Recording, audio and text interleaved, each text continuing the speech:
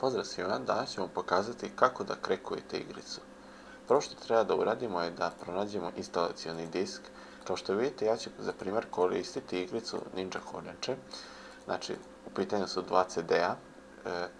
Krek se obično nalazi na prvom CD-u, znači ako igrica ima dva ili više instalacionih diskova, znači obično se nalazi na prvom CD-u ili na zadnjem, ali 99% da će biti na prvom CD-u. Znači, ako ne znate kako se igrica instalira pomoću Demon Toolsa, ovdje negdje ću ostaviti anotaciju da kliknete na video da pogledate. Znači, idemo na CD1, znači disk 1, kliknemo dva puta. Znači, sad će nam se otvoriti ovaj CD. Znači, zatim idemo na Open Folder to View Files. Znači, ukoliko vam se ne pojavi ovaj Open View Files, možete ovako uraditi. Odete na My Computer, pod Devices, kliknete na ikonicu igrice desni klik i izaberete Open. Kao što vidite, ovdje su fajlovi za instaliranje igrice i obično se uvijek nalazi jedan folder na kojem piše krek ili ime krekera, kao što je ovdje u pitanju Deviance ili Skid Row, znači jedan od najpoznatijih, ili Razor 1911, 1911, znači to su ljudi koji krekuju igrice, to su njihovi nazivi.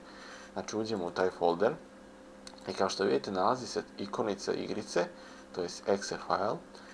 Kako ćemo to krekovati igricu? Znači na ovu ikonicu kliknemo desnim klikom na mišu, izaberemo copy i zatim idemo na My Computer i pronađemo igricu gdje smo instalirali.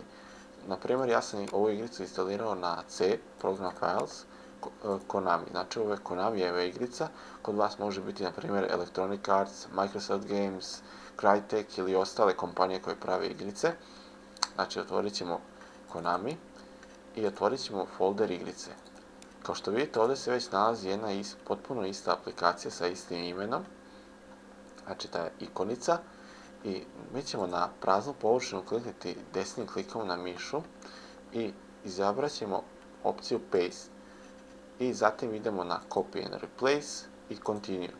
Znači, ukoliko ovo radite na Windows XP, samo izaberite Overwrite.